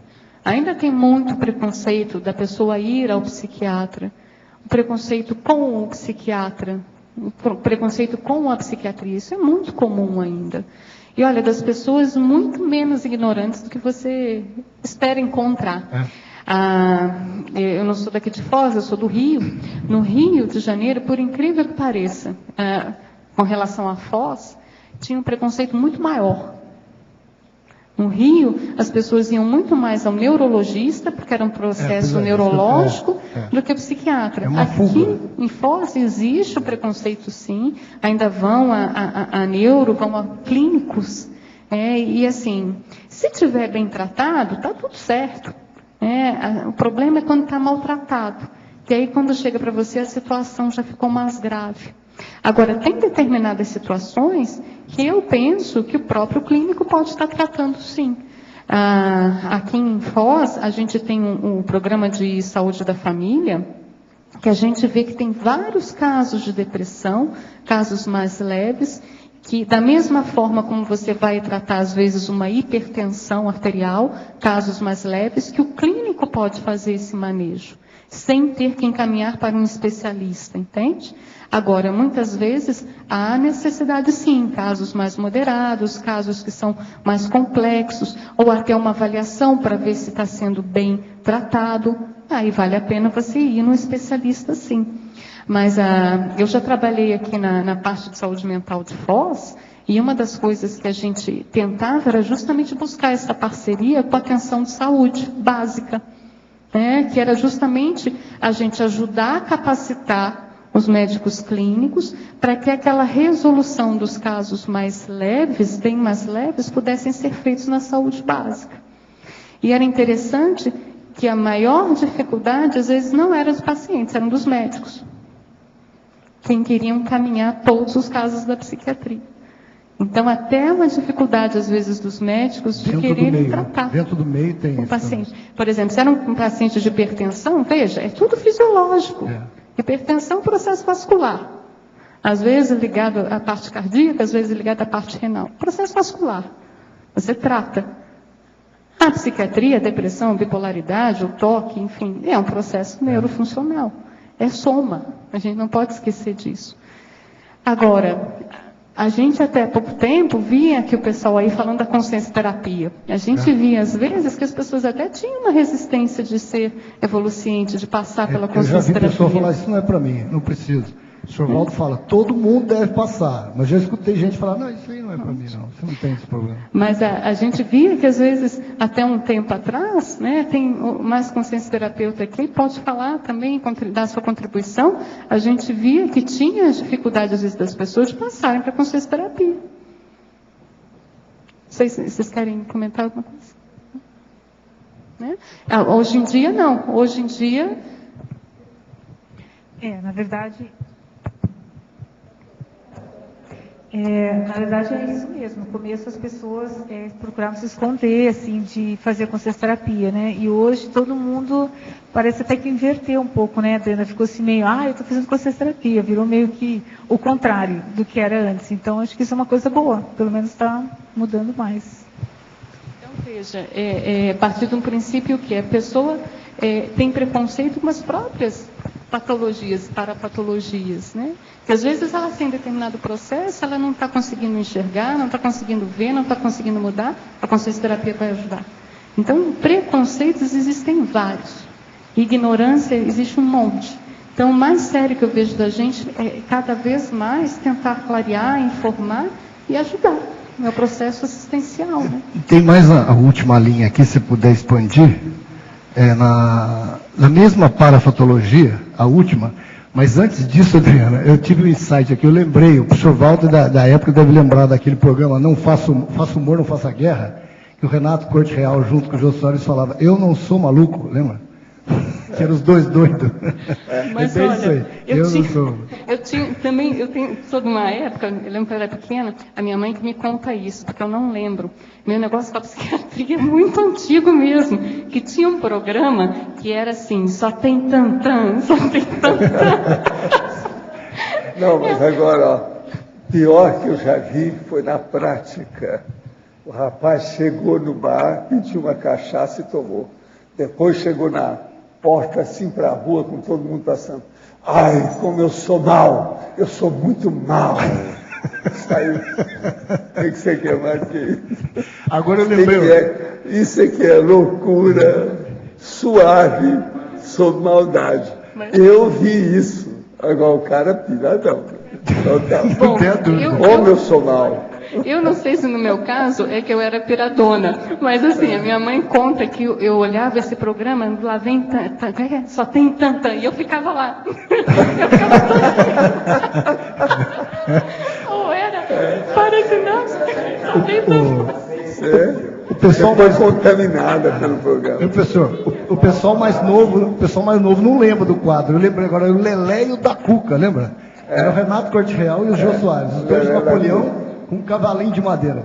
Fala, Lelé, fala da Cuca, os dois. Só completando a última, você pode expandir para mim? A profilaxia da melex através da terapia holossomática e integral à consciência. Então, aí é um reforço da gente pensar, né, da pessoa pensar no problema que ela tem, se posicionar para querer resolver, né? Que a gente vê o seguinte, na temperamento instável, a gente falou, é difícil a pessoa às vezes se manter fixa na função do voluntariado, às vezes ela muda muito de ICs, ela briga com as pessoas em torno dela no voluntariado, ela modifica os temas de pesquisa, não de uma forma racional, lógica, ponderada, com autodiscernimento, em sim porque ela cansa daquilo. Tem determinada hora que dá tilt e ela resolve mudou, desvia daquilo que ela estava no principal. Então, veja, fica difícil ter uma manutenção, uma persistência e dar conta da PROEX. Você concorda? Então, se ela não rever isso a tempo, a tendência, às vezes, é ela entrar na melim e melancolia extrafísica. Qual que é o tratamento e a profilaxia disso? É justamente o que a gente estava falando, é a terapia integral e holossomática. Às vezes vai entrar o processo da medicação, quando necessário, E uma das questões de terapia integral que a gente vê é a própria consciencioterapia. A consciencioterapia, ela trabalha o quê? O tratamento da consciência integral, ou seja, com seus 4 veículos de manifestação. Então, ela vai ver o quê? Ela vai trabalhar o processo somático dela, quando necessário, de melhorar a neuroquímica que está instabilizada. Vai tomar a medicação dela. Além disso, ela vai ver quais são os traços dentro do processo de temperamento dela, ela vai ver quais são os mecanismos do temperamento dela, ela vai ver, vai observar e vai dissecar lá a patopensenidade dela. Muitas vezes, a patopensenidade ajuda muito a pessoa a ver como é que ela funciona. Então, mas quando você diz aqui a Melex, isso aqui já está dessomada, né? Ela já está no extrafísico. Não, mas veja, a profilaxia para ela não ter a Melex. Entendi. Não é a terapêutica da Melex, profilaxia é a profilaxia. Melex, para não ter. Quer dizer, ela está na Melim, para ela evitar a Melex, ela faz a terapia, entendi. Olha, gente, eu queria mostrar para vocês e para o Loche e para o Júlio, lá em cima, um pensamento do La Fontaine sobre a música que a gente estava falando aí ontem. Ele diz o seguinte: é preciso escutar a música da vida, pois a grande maioria das pessoas só percebe as dissonâncias. Essa é terrível, hein? É o resumo de tudo que ontem. É La Fontaine. É preciso escutar a música da vida, pois a grande maioria das pessoas só percebe as dissonâncias. Isso aí é o resumo do problema das músicas das esferas. Entende? Indiretamente eu estou falando isso aqui sem saber, mas é perfeito. Você teve algum contato, alguma notícia do La Fontaine? Você estudou ele mais? Tem alguma opinião formada? Não, eu só estudei há muito tempo, mas depois disso não. Agora, ele é um dos mais citados em matéria de máximas e provérbios, é o La Fontaine. Ok, para as fábulas. Adriana, por gentileza. Posso só aproveitar novamente uma outra questão que me lembrei aqui, ó. Essa questão que o Jorge, a gente estava conversando, e o processo do preconceito, né? Esse livro aqui, ele se chama Uma Mente Inquieta. Acho que deu para ver. Uma Mente Inquieta. Esse livro é ele é autobiográfico, uma pessoa que tem... ela é psiquiatra. É bom falar. Super sério, assim, ela é autobiográfico, ela é psiquiatra e ela é catedrática de faculdade de medicina. Então, ela dava aula, inclusive, de psicopatologia. E qual que era o caso mais sério? Ela foi super resistente ao uso da medicação. Então, olha que interessante, do preconceito dela, do autopreconceito dela com a doença, ou do preconceito dela de fazer medicação, ela começou a ver todos os malefícios que ela tinha em se manter daquele jeito, ela deu a virada. Ela começou a se tratar, começou a fazer medicação, escreveu um livro super assistencial. Justamente pessoas que possam ter o mesmo quadro dela, que podem olhar. E isso ajuda muito no processo da desmistificação. Agora, dentro do processo de temperamento instável, que a gente estava falando, o quadro dela era de um bipolar mais sério, mais grave e tal. Esse livro é um dos mais citados dentro da psiquiatria nas últimas décadas. Eu conheço desde que ele saiu. Eu vi em inglês. Aqui na página 21... Tá ligado? Oi. Quem é a autora do livro, Adriana? A autora do livro, ela é Kay Redfield Jameson. Jameson, obrigada. Ok? Jameson. Aqui na página 21, na antagonismologia, na terceira linha. O antagonismo, alterações hormonais, temperamento instável. A gente tem que tomar cuidado dentro dessa questão da bipolaridade, porque hoje em dia cada vez mais tem saído mais livros, mais reportagens. E a gente tem que tomar cuidado a não dizer que tudo é bipolaridade. Tudo é temperamento instável. Calma lá. Por exemplo, se a gente for pensar assim, toda mulher tem temperamento instável. Todo mês. Olha, vocês estão em minoria aqui. Assim, por quê? Porque ela vai passar por oscilações hormonais todo período. Uma vez por mês, com certeza, ela tem oscilações hormonais ali que muitas vezes impactam o humor. Então, o que eu estou querendo chamar a atenção ali é da gente, antes da gente fazer um diagnóstico de bipolaridade ou temperamento instável, a gente tem que observar, às vezes, algumas questões fisiológicas. Dentre elas, o hormônio, principalmente na mulher, é muito sério da gente verificar. O processo da tireoide, o processo ginecológico, o hormônio, progesterona, estrogênio, como é que está? É uma forma até que eu fiz comigo, foi identificar o período que aconteciam, né, as instabilidades.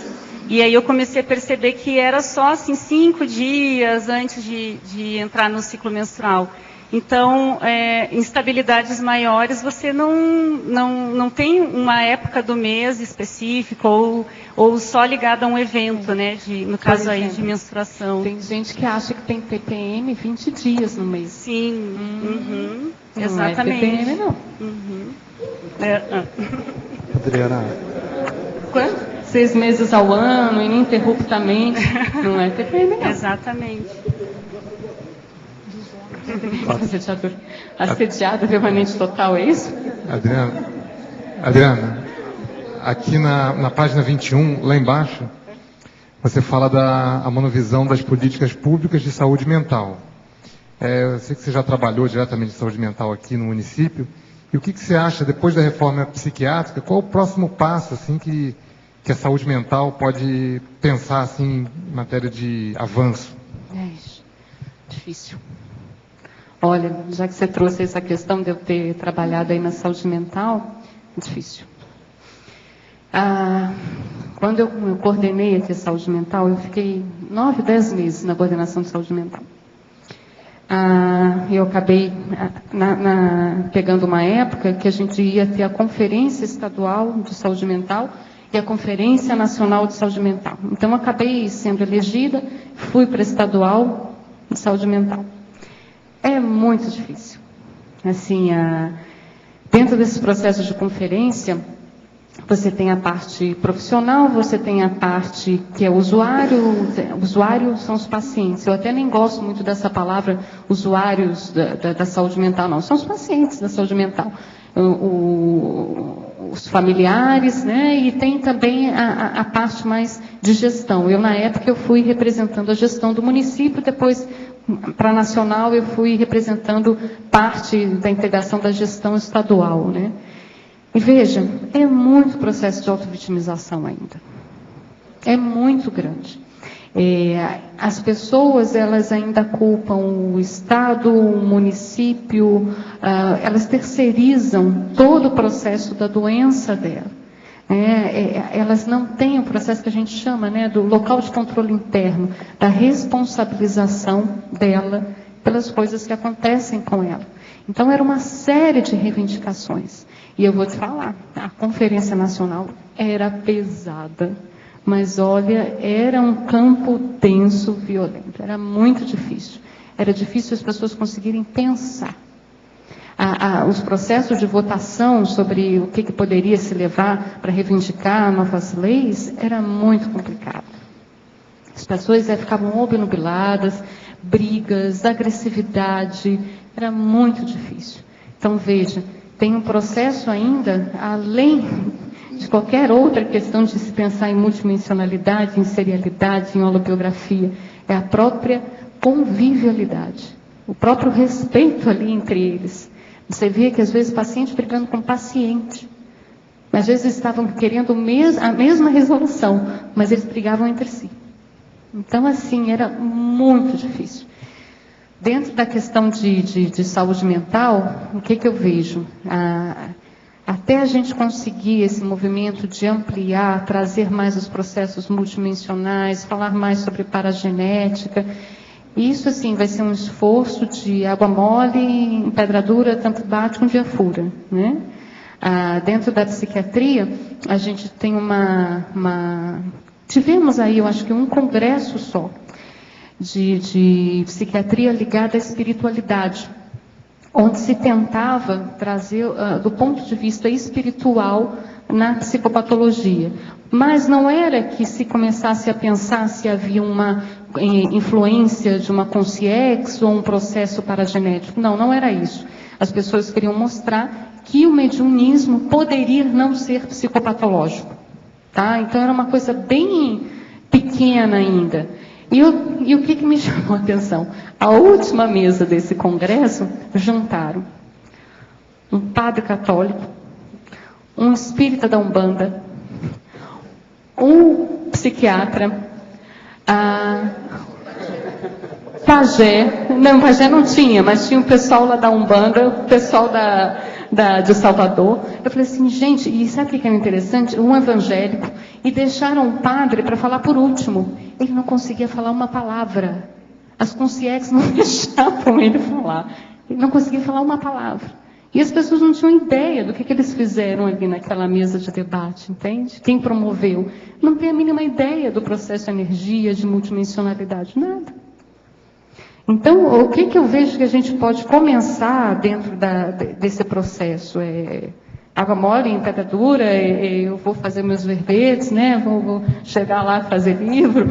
Agora, dentro dessa questão, que eu vejo hoje em dia que você pode pensar em política pública de saúde mental, ver o quanto as pessoas podem pensar no que elas promovem de doença relacionada à saúde mental.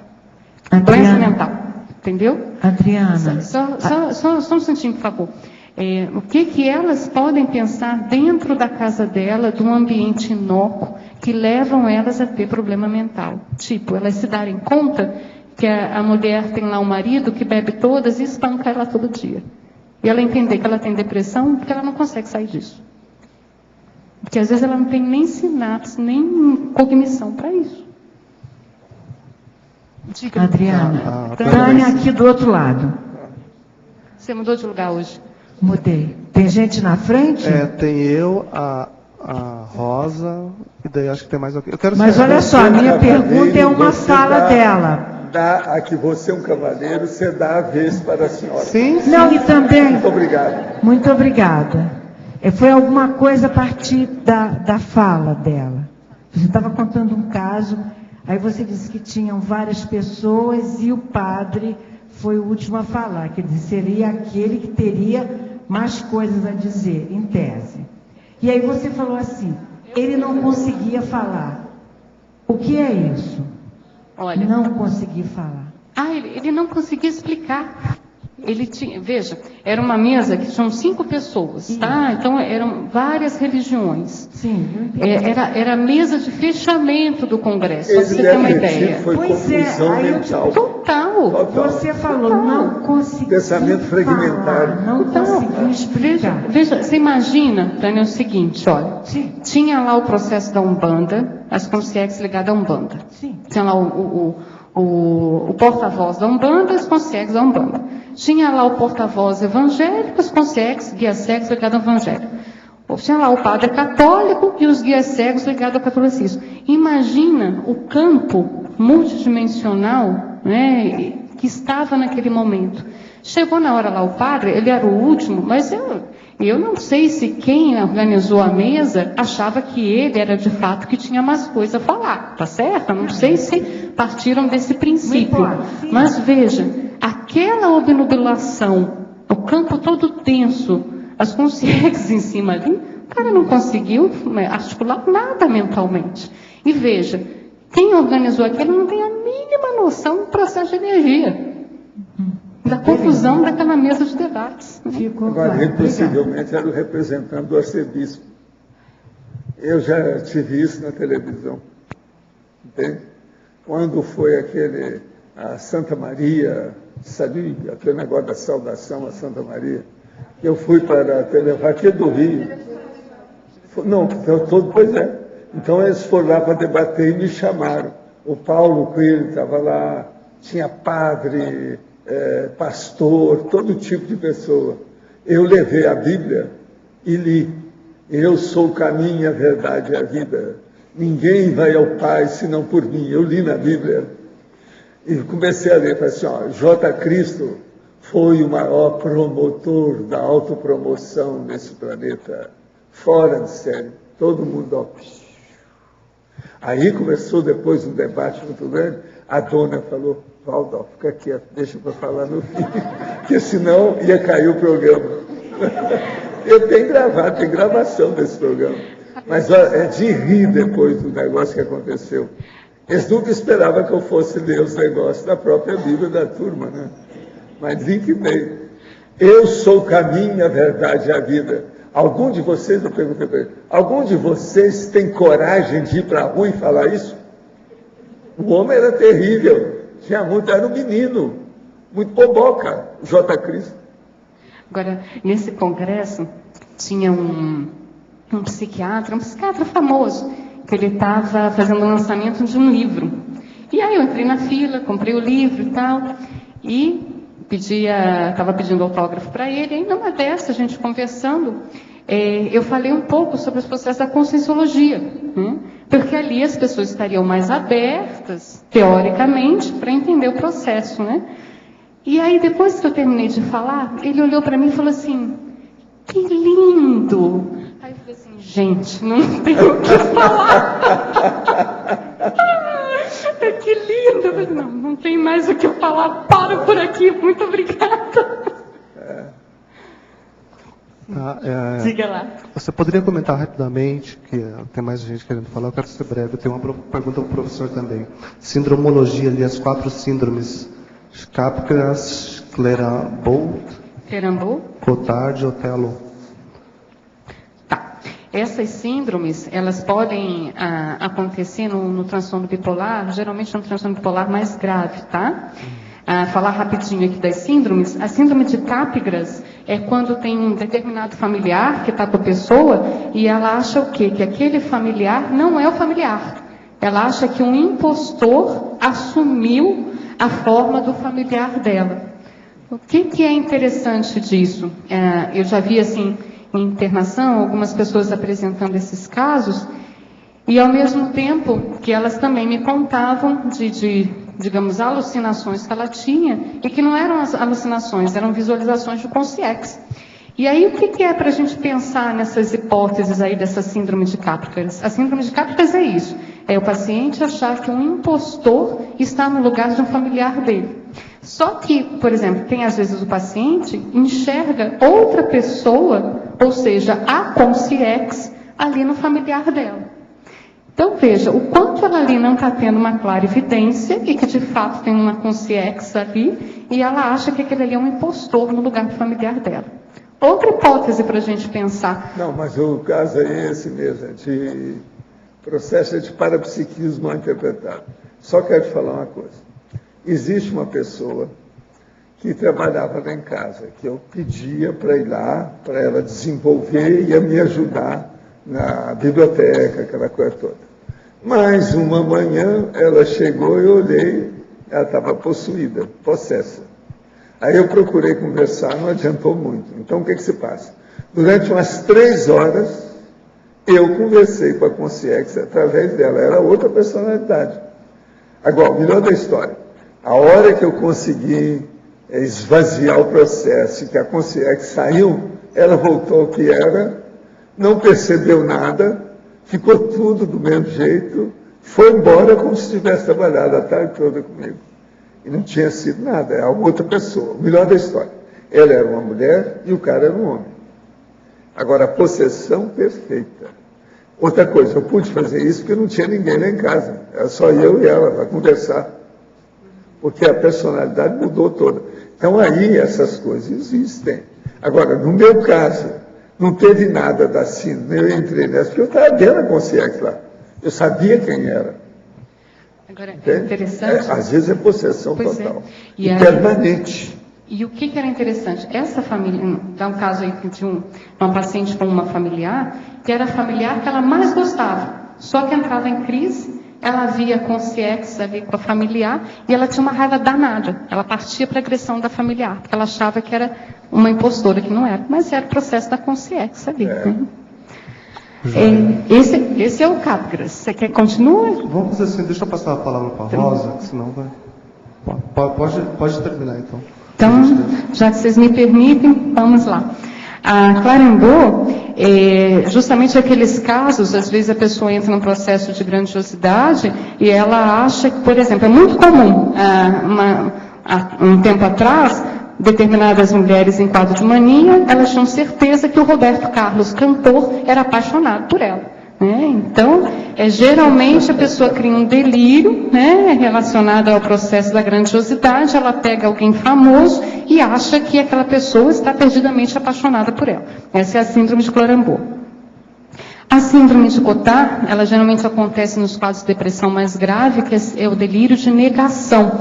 A pessoa acha que não existe, alguns exemplos, que não tem nenhum órgão funcionando, nenhum órgão dentro dela, acha que o mundo vai acabar, acha que as pessoas ao redor dela vão acabar. Então, esses são os delírios de negação. E o outro, da síndrome de Otelo, que é justamente o processo do ciúmes patológico, que às vezes acontece também. Então, às vezes ela tem um parceiro super fiel, mas ela acha que o parceiro trai ela com todo mundo. A vizinha dá um oi, a vizinha já é amante. Bacana, obrigado. Professora Linda, o senhor chama atenção, um homem-bomba matou 90 pessoas. O senhor sempre comenta que uma dessoma aí, um assassinato, são 9 vidas para recompor. Como é que fica esse caso aqui de 90 pessoas? Qual caso? De uma pessoa, um homem que mata 90 pessoas. Como que ele vai fazer para recompor essas 90 vidas? O problema todo dele é se mexer e ver como é que vai fazer assistência. A primeira coisa não é essa. A primeira coisa é ver quando é que vai mudar a cabeça. Por isso que demora. Primeiro ele tem que mudar e passar para o outro lado. Em vez de ir contra a pessoa, ele tem que assistir. A pior coisa que tem no erro que uma pessoa faz contra outra pessoa é ela reverter a condição. Ela, em vez de pensar mal daquela pessoa, tem que pensar o bem, tem que ir lá assistir. Por isso que, às vezes, pelos cálculos que eu fiz, fazendo um levantamento, você está entendendo? Uma estatística do processo, eu cheguei à conclusão que um homicídio simples, ele demora 750 anos, a média, que eu vi, do povo com processo de série X, personalidade consecutiva, uma série de coisas. Agora, existem umas coisas complicadas, que às vezes a pessoa mata sem saber. Então, por exemplo, aquele suicídio que eu sempre falei, lá na Praia do Júnior, o cara se atirou lá de cima da janela, estava um cara passando embaixo, ele bateu em cima e matou o cara na hora. Então, os dois morreram na hora. Isso aí já mudou a situação, não é bem. Eu estou falando, é aquele homicida que foi atrás da pessoa e matou. Só uma pessoa que matou. Aquilo vai criar problema, no mínimo, 750 anos. Tá joia, a média é essa. Rosa. Adriana, o verbete do DAC é acomodaciologia, que é aquela acomodação assim, tem até uma expressão aqui, uma acomodação progressiva e tal. Aí eu fiquei interessada em saber, de fazer o cotejo com temperamento instável. Se essa acomodação também demonstra, porque aí não é a depressão, não é a outra polaridade do bipolar. É a acomodação, que eu estou entendendo aqui, é unipolar, né? Ela fica direta ali. Isso aí é que é o comum com sim múltipla. Isso aí que ela está falando.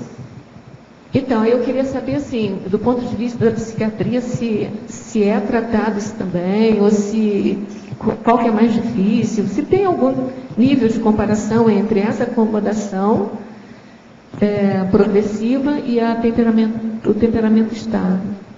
Você sabe que quando eu li essa parte aqui da acomodaciologia, eu me lembrei, foi do processo de assídia, no verbete que o professor Valdo fala de assídia, que justamente assim, aquela preguiça cronicificada que a pessoa se acomoda e vai, até que uma vida ela vai ter depressão. Aquilo é uma doença também. Aquilo vai num crescendo e crescendo. Para vocês tratarem essa preguiça, assim, ou é o temperamento instável? O que eu acho que é o mais fácil para tratar? É quando a pessoa se incomoda e ela quer mudar. Porque, veja, a depressão, ela incomoda mais do que a bipolaridade. A depressão, a pessoa às vezes entra num processo de uma sensação tão ruim com ela, e que ela às vezes procura mais facilmente o tratamento. A bipolaridade, às vezes, quando ela entra no processo da riscomania, do sentir a emoção, a hipomania, a mania, ela gosta. É o vício da emoção. Tem um filme com o Richard Gere que se chama Mr. Jones. Não sei se você já viu. Fica bem claro ali o processo da mania e o processo da depressão. Então, quando ele tem depressão, para ele é terrível. E aí ele tem o risco do suicídio. Né? E agora, quando ele entra no processo da mania, ele está feliz da vida. Está lá o concerto, né, lá naquele teatro, está tendo o concerto, ele vai, começa a andar e começa a cantar a música. Então, aquilo para ele é o máximo. Então, às vezes, acontece da pessoa ela estabilizar e sentir falta disso. Ela sente falta da emoção. É engraçado, quando eu estava fazendo esse verbete, foi numa semana que eu estava de sobreaviso, de plantão aqui no hospital que eu trabalho. Sobreaviso não é pedir demissão, é plantão à distância, né? Que às vezes eu falo, não, que eu estou de sobreaviso. Ah, você não vai trabalhar mais aqui? Eu falei assim, não. Stand-by. Eu estou de plantão à distância. E aí foi interessante que nessa semana que eu estava fazendo esse verbete, obviamente, eu só atendi casos de bipolaridade internado. E casos graves. Já fiz atrás. Pois é. Eu levantei a bola, né? E aí é interessante que teve até paciente de Córdoba, na Argentina, né, que eu fui atender. E assim, bipolar. Vários bipolares, assim, cada bipolar assim, muito grave. Obviamente precisava de internação, então eram questões mais graves. E aí chamava atenção uma das pessoas que era justamente assim. A rotina dela, o hábito começou a ficar tão monótono que ela falou assim, eu não aguento isso. Ela parou todos os remédios, tentou, obviamente ela descompensou e depois ela tentou o suicídio. Que aí entrou toda a descompensação. Então, assim, essa questão, às vezes, da monotonia, é difícil, né? Às vezes a pessoa não aguenta o monótono, ela quer a emoção. Professor, eu peguei esse lance dela do síndrome de Capgras e lembrei de um caso que aconteceu até comigo, né? Eu ia para São Paulo fazer voluntariado no IPC e ficava toda semana na casa do meu filho. E fazia TENEPS lá, porque eles saíam para trabalhar de manhã. E tem uma filhinha de 1 ano. E determinada semana, eu ia toda semana, determinada semana eu cheguei, quando eu abri a porta, a menina entrou num surto, berro. Parecia que tinha aplicado a injeção, aquela criança berrando e começou a berrar. Me olhava e berrava. Meu filho e minha nora ficaram totalmente perplexos. Eu entendi que na hora tinha boi na linha. Falei, não tem nada não, tranquilo e tal. E sentei no sofá e fiquei trabalhando as energias. A minha nora tinha que tirá-la da sala. Levou ela para o quarto, aí eu pedi licença para meu filho, fui até o banheiro, comecei a esterilizar a energia para o apartamento inteiro, mandando principalmente no quarto que ela estava.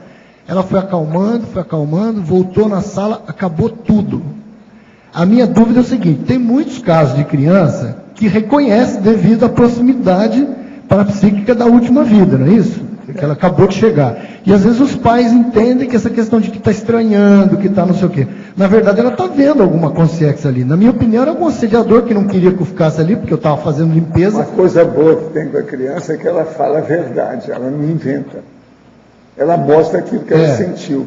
Se você souber calcular, fazer o diagnóstico, avaliar corretamente o nível de mentalidade da criança, você pega o fenômeno, a ocorrência, o surto, nunca mais com muita facilidade. Foi só essa vez, nunca mais teve.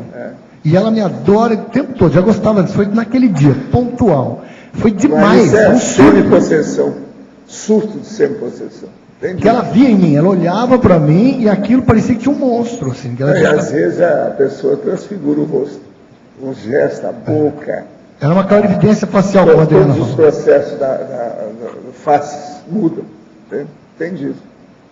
Agora, Diana, eu espero o seguinte, a psiquiatria tem, você sabe, uma enciclopédia de condições para a gente examinar. Então a gente espera aí uns 500 verbetes da sua parte, tá certo? Contamos com você, tá bom? O DSM vai ficar desse tamanhozinho, tá bom? Nosso comerciário, por favor. Obrigado. Hoje tivemos 46 assinaturas no livro de presença, 24 perguntas presenciais e 16 perguntas online. Temos os recados da Anália sobre o curso Heterocrítica de Obra Útil, a Rosiane sobre o curso Opção pelo Autodesassédio e a Patrícia e o Eduardo sobre o curso ECP2. Boa tarde a todos. Gostaria de fazer 2 questionamentos aí para vocês. Você já debateu um livro útil com dezenas de pessoas? Como que você avalia sua criticidade, né, ao ler um livro? Então, se você deseja aí, ter essa experiência de debater um livro relevante, útil, com dezenas de pessoas e está desenvolvendo sua criticidade cosmoética, venha participar da 18ª edição do Heterocrítica de Obra Útil. Tá? Esse curso, acho que muitos já conhecem, né? Esse ano a gente vai estar com o formato tradicional dele. Então, o que acontece? No primeiro dia de curso, são disponibilizados aí aproximadamente 15 obras, publicadas recentemente, da área de ciência, política, filosofia, né? Obras relevantes a serem estudadas, lidas, e através de uma votação secreta, os alunos escolhem o livro que vai ser analisado durante os 3 dias do curso. Então, o curso ele é organizado de modo a desenvolver os atributos mental somático, né? Então, ele aprofunda na análise de conteúdo e de forma, o que é consensual, o que é heterocriticável na obra, no livro em estudo. Então, quem tiver disponibilidade, tiver interesse em participar, né, trabalhando em associação de ideias, trabalhando a questão de argumentação, a questão de concentração mental, tá? Então, não perca essa oportunidade, tem muita gente que pode estar com saudades também desse curso, né, do modo tradicional. Então, 14 a 16 de setembro vai ser no discernimento e maiores informações aqui no CAEC, tá bom? Obrigada. Bom, boa tarde a todos. Então, o curso que eu estou divulgando hoje é Opção pelo Autodesassédio. Esse curso é da professora Adriana Lopes. Ele irá acontecer na ACIP. E os temas abordados nesse curso são as ideações contra si mesmo, a condição do autoassédio, né? As convicções equivocadas sobre as realidades, o posicionamento de não auto-vitimizar-se, as autorresponsabilidades pelo equilíbrio pessoal, as posturas pessoais autodesassediadoras e a meta da autodesperticidade. Esse curso irá acontecer nos dias 15 e 16 de setembro, seria um sábado e um domingo, né? Começando às 8h30 da manhã até às 18 horas, tanto no sábado quanto no domingo. O investimento é de 160 e as inscrições podem ser feitas na própria sede da ACIP. Obrigada.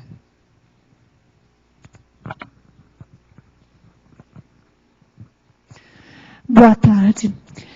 Já decorreram 8 meses desde que, no último encontro da SCP-2 em dezembro, o professor Valdo nos trouxe a novidade de que seria possível a desperticidade em 3 anos. Aí a gente pergunta, você já fez um inventário do que você investiu nesse tempo em prol da sua desperticidade?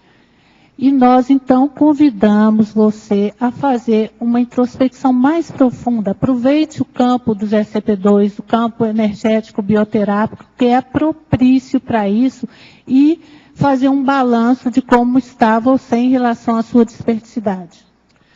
O campo consciencioterápico bioenergético, ele cria uma trégua temporária.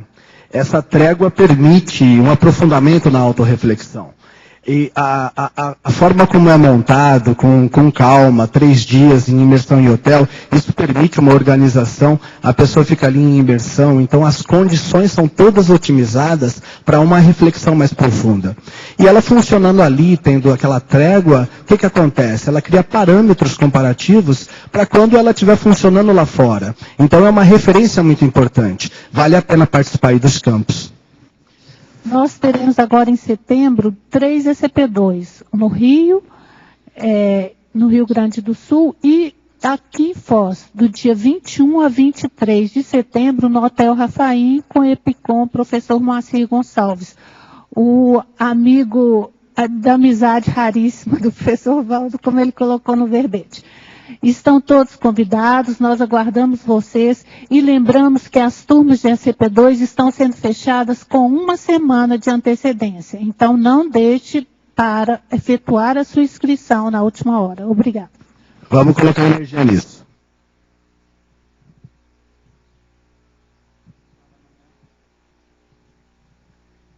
Para amanhã, o verbete para amanhã é o epicentrismo tarístico neoverpônico. A especialidade é verponologia, de autoria do professor Hernande Leite. Obrigado pela sua presença e até amanhã.